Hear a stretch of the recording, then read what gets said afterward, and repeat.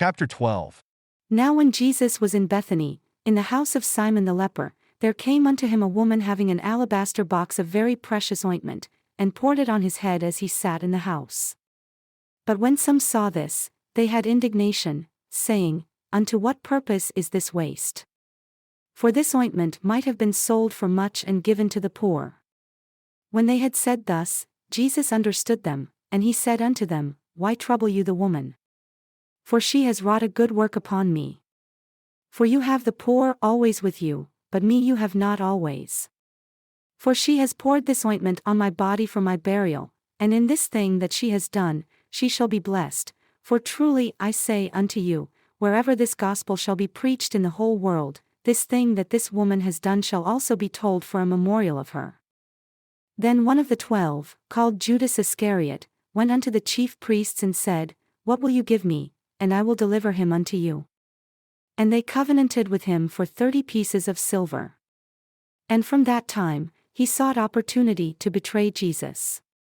Now on the first day of the feast of unleavened bread, the disciples came unto Jesus, saying unto him, Where do you desire that we prepare for you to eat the Passover? And he said, Go into the city to such a man and say unto him, The Master says, My time is at hand, I will keep the Passover at your house with my disciples. And the disciples did as Jesus appointed them, and they made ready the Passover. Now when the evening came, he sat down with the 12. And as they did eat, he said, Truly I say unto you that one of you shall betray me. And they were exceedingly sorrowful, and began every one of them to say unto him, Lord, is it I?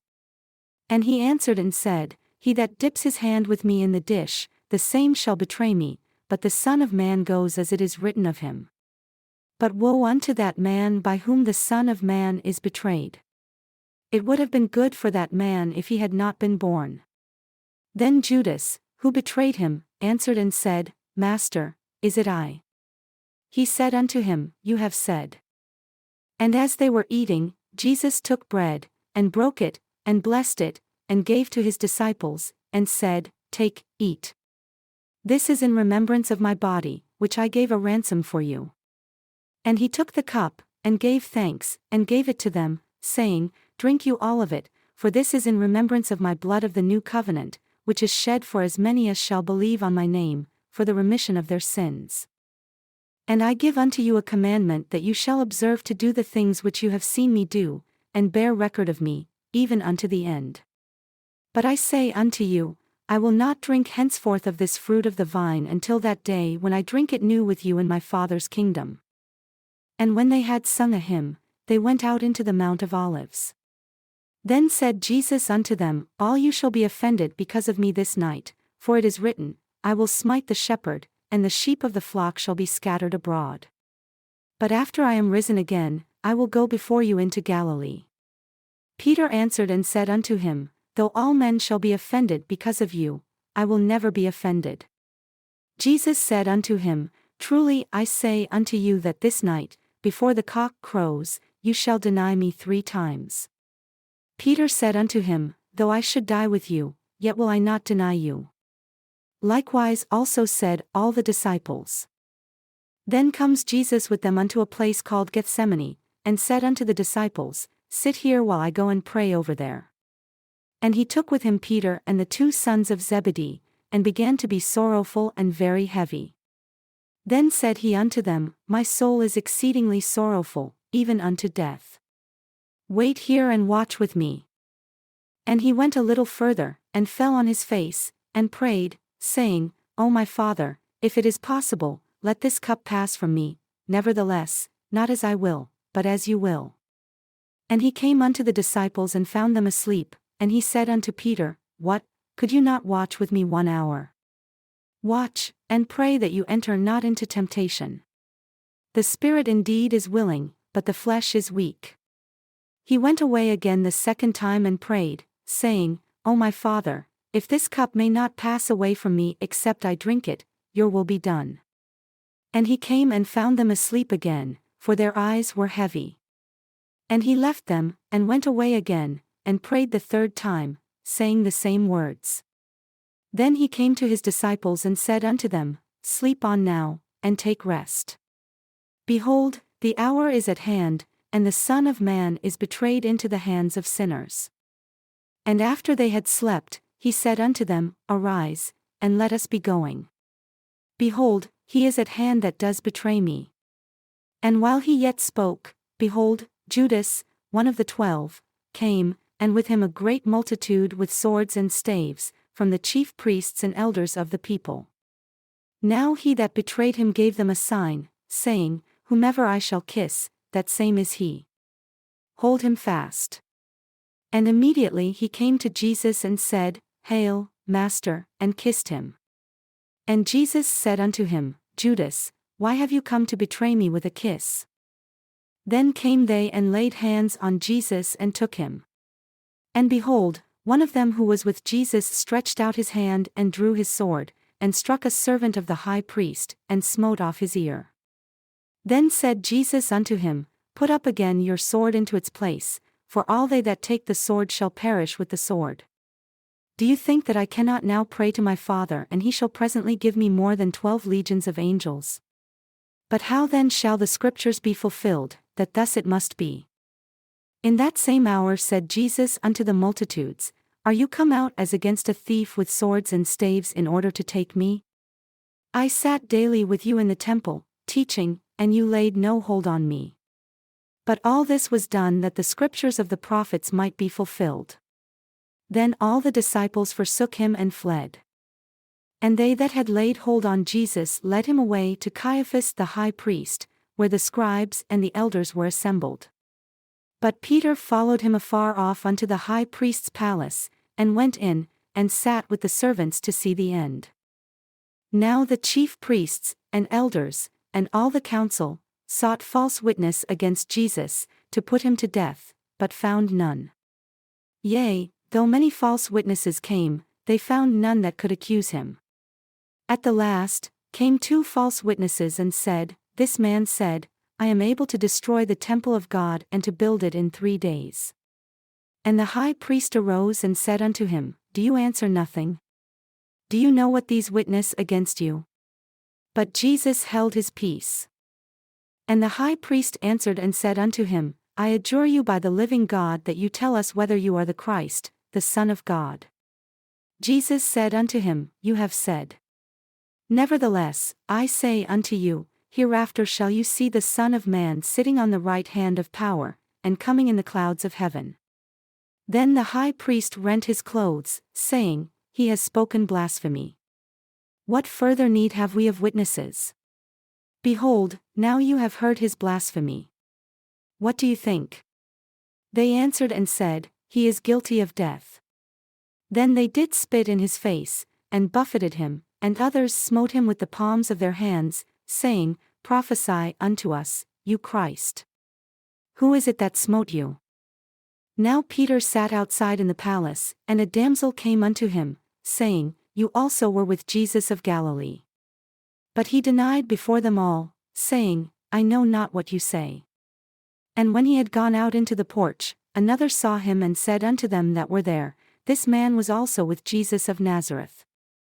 And again he denied, with an oath, saying, I do not know the man. And after a while came they that stood by and said to Peter, Surely you also are one of them, for your speech betrays you. Then began he to curse and to swear, saying, I know not the man. And immediately the cock crowed. And Peter remembered the words of Jesus, which he said unto him, Before the cock crows, you shall deny me 3 times. And he went out and wept bitterly. When the morning came, all the chief priests and elders of the people took counsel against Jesus to put him to death. And when they had bound him, they led him away and delivered him to Pontius Pilate the governor. Then Judas, who had betrayed him, when he saw that he was condemned, regretted it and brought again the 30 pieces of silver to the chief priests and elders, saying, I have sinned in that I have betrayed the innocent blood. And they said unto him, What is that to us? You see to it, your sins be upon you. And he cast down the pieces of silver in the temple and departed, and went and hanged himself on a tree. And immediately he fell down, and his bowels gushed out, and he died. And the chief priests took the silver pieces and said, "It is not lawful to put them into the treasury, because it is the price of blood." And they took counsel, and bought with them the potter's field, to bury strangers in. Wherefore, that field was called, the field of blood, unto this day.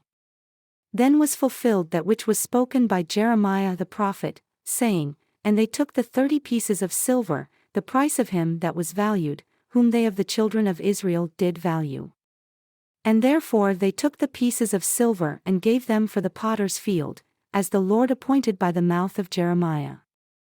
And Jesus stood before the governor, and the governor asked him, saying, "Are you the King of the Jews?" And Jesus said unto him, "You say truly, for thus it is written of me." And when he was accused of the chief priests and elders, he answered nothing. Then said Pilate unto him, "Do you not hear how many things they witness against you?" And he answered him not to his questions, yea, never a word, insomuch that the governor marveled greatly. Now at the feast, the governor was accustomed to release unto the people a prisoner, whom they desired. And they had then a notable prisoner, called Barabbas. Therefore, when they had gathered together, Pilate said unto them, "Whom do you desire that I release unto you? Barabbas? Or Jesus who is called Christ?" For he knew that for envy they had delivered him. When he was seated on the judgment seat, his wife sent unto him, saying, "Have nothing to do with that just man, for I have suffered many things this day in a vision because of him." But the chief priests and elders persuaded the multitude that they should ask Barabbas and destroy Jesus. And the governor said unto them, "Which of the two do you desire that I release unto you?" They said, "Barabbas." Pilate said unto them, "What shall I do with Jesus, who is called Christ?" And all said unto him, "Let him be crucified." And the governor said, "Why? What evil has he done?" But they cried out the more, saying, "Let him be crucified." When Pilate saw that he could prevail nothing, but rather a tumult was made, he took water and washed his hands before the multitude, saying, "I am innocent of the blood of this just person. See that you do nothing unto him." Then answered all the people and said, "His blood come on us and our children." Then he released Barabbas unto them. And when he had scourged Jesus, he delivered him to be crucified. Then the soldiers of the governor took Jesus into the common hall, and gathered unto him the whole band, and they stripped him, and put on him a purple robe.